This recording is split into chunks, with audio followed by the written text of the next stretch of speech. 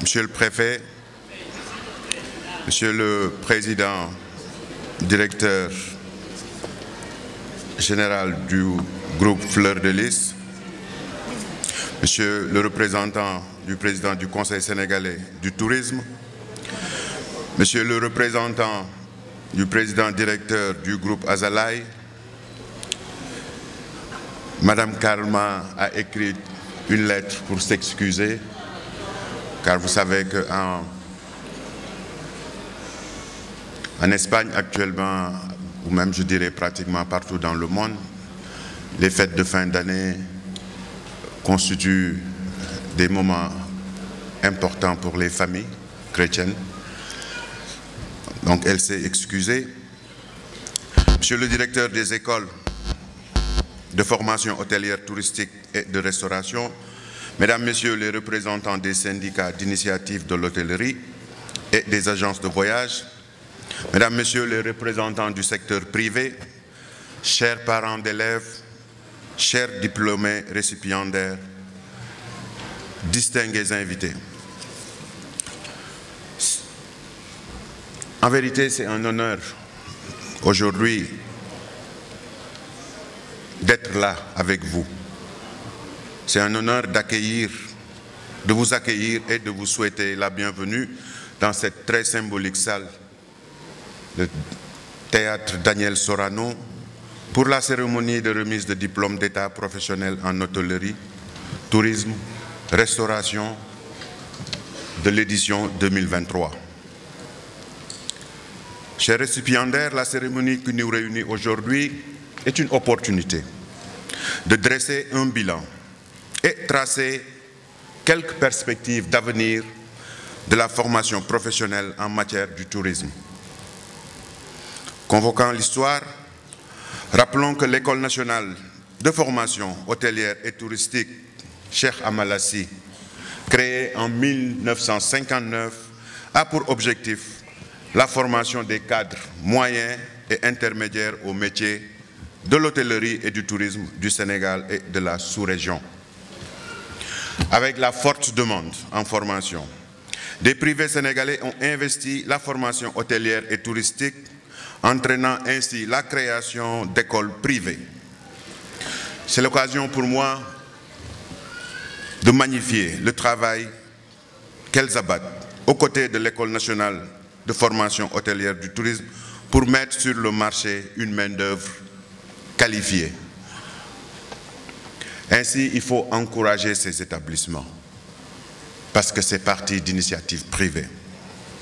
Et je pense que c'est dans ce contexte que l'État du Sénégal ambitionne de développer une action rénovatrice et d'extension de l'école hôtelière nationale en 2024 et de créer l'Institut supérieur de formation hôtelière et touristique. En phase avec le plan national de promotion de l'emploi, cette initiative vient renforcer les efforts consentis par l'État du Sénégal pour l'élargissement de l'accès, le développement et la modernisation de l'offre de formation pour l'employabilité des jeunes à travers la formation. Mesdames, Messieurs, chers parents, chers parrains, la présente cérémonie revêt un double intérêt. Premièrement, elle regroupe des promotions de 2019 à 2023, soit près de 800 récipiendaires, diplômés d'État, dont 300 de l'École nationale. Deuxièmement, elle a l'avantage d'intervenir dans un contexte de lancement de plusieurs projets d'ouverture de nouveaux réceptifs hôteliers et de concrétiser le positionnement de Dakar par rapport au tourisme d'affaires. Comme vous pouvez le constater, de nombreuses structures publiques ou privées qui dispensent des formations dans tous les domaines, soit à travers les formations courtes destinées à une immersion immédiate dans le monde du travail, soit à travers des formations plus longues, autres que le BTS et le BEP. C'est l'occasion de féliciter et de remercier vos brillants formateurs et encadreurs, ainsi que les différents administrateurs pour le travail abattu. Cependant, force est de constater que les formations supérieures devront faire face au processus d'harmonisation des diplômes entre l'université et l'établissement qui forme les BTS. Il est évident que nous voulons améliorer davantage la notoriété internationale de notre offre touristique. La recherche permanente de l'excellence et de la performance doivent consacrer de profondes mutations de l'outil de formation en adéquation avec les exigences du marché de l'emploi et des standards internationaux. Chers récipiendaires, cette journée marque pour vous et pour chacun le couronnement de 2 ans d'études et de sacrifices pour les uns et de 3 ans pour les autres.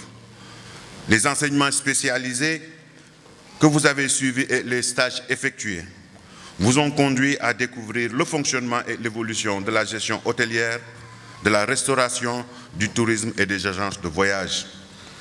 À l'aube de votre carrière, je vous exhorte d'associer en toutes circonstances à votre pratique professionnelle les règles de courtoisie et le respect de l'éthique entrepreneuriale. Le respect des personnes et de la clientèle, mais aussi de l'environnement que les entreprises doivent désormais avoir à cœur de protéger pour la promotion du tourisme durable. Je vous adresse une nouvelle fois toutes mes félicitations pour votre réussite individuelle et collective.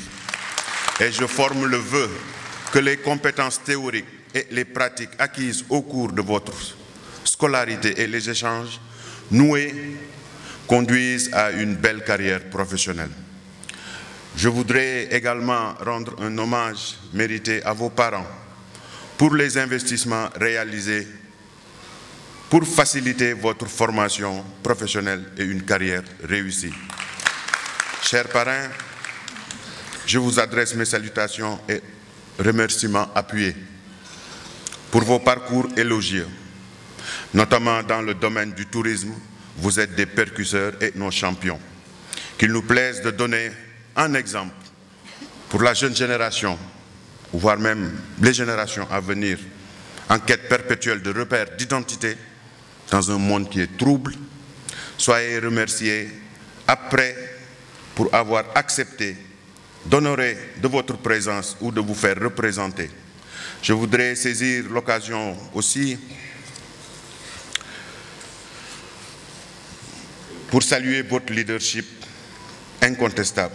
Vous êtes nos champions, vous êtes une référence pour la jeunesse et pour la jeune génération. Chers parents d'élèves, il ne me reste qu'à conclure mon propos. À ce propos, j'adresse mes félicitations pour la bonne organisation de cette cérémonie. Ça, c'était la partie officielle. J'ai tenu à être ici parce que tout simplement, j'ai tenu à être ici parce que c'était une opportunité de rendre la monnaie ou de renvoyer l'ascenseur. Il y a de cela 20 ans ou 21 ans. J'étais dans les mêmes conditions. Je recevais mon premier diplôme de contrôleur de la navigation aérienne. Aujourd'hui, je peux le dire, une phrase d'une personne qui était présente a changé ma vision des choses et a peut-être changé ma carrière. J'ai été, pour certains ça va être bizarre, diplômé en navigation aérienne et aujourd'hui être devant vous là et vous parler de tourisme ou de politique ou de représenter un État. C'est tout juste pour vous montrer à quel point les choses sont dynamiques. On a parlé de perspectives, on vous a présenté des modèles. On vous a présenté M. Racine Sy, on vous a parlé de M. mon oncle, on vous a parlé de références. Mais ce qu'on ne vous dit pas, et qu'on ne dit jamais dans des moments pareils. C'est ce que ces messieurs-là ont vécu pour en arriver là.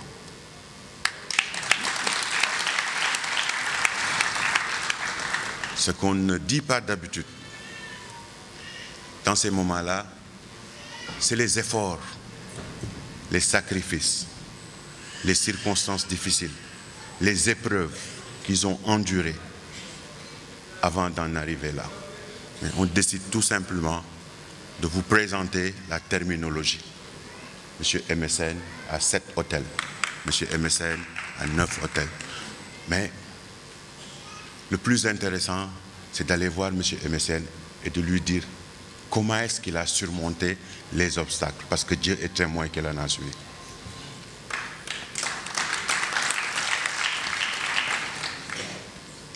Ce n'est pas la finalité qui importe. C'est le moment d'être fort. Rien ne vous sera donné, rien du tout. Vous débutez, vous posez le premier pas dans un monde très difficile, où vous avez eu la chance, parmi tant d'autres, d'avoir un papier qui peut matérialiser vos connaissances. C'est un début. Le reste sera très difficile. Très, très, très, très difficile. Il faudra que vous soyez outillés pour affronter des épreuves. Il y en aura. Les affronter avec dignité, parce que c'est ça qui vous donnera une finalité. Il n'est pas dit qu'ils ont commencé dans le tourisme, qu'ils vont finir dans le tourisme. Nous vivons dans un monde dynamique, où seuls les forts sont prédestinés à être devant. Soyez forts. Et vous pouvez l'être. Vous étiez normalement une centaine, ou 200, ou 300, ou 400. Si on cumule le nombre de promotions, ça fait au minimum 1000 ou 2000. Vous avez sauté cette étape. Ceux qui ne l'ont pas sauté, réessayez. Monsieur MSN, c'est mon oncle, je n'ose pas le dire, mais peut-être qu'il s'est agenouillé 20 fois. Mais il s'est relevé. Ce n'est pas parce qu'on a perdu, ce n'est pas parce qu'on est tombé que c'est fini.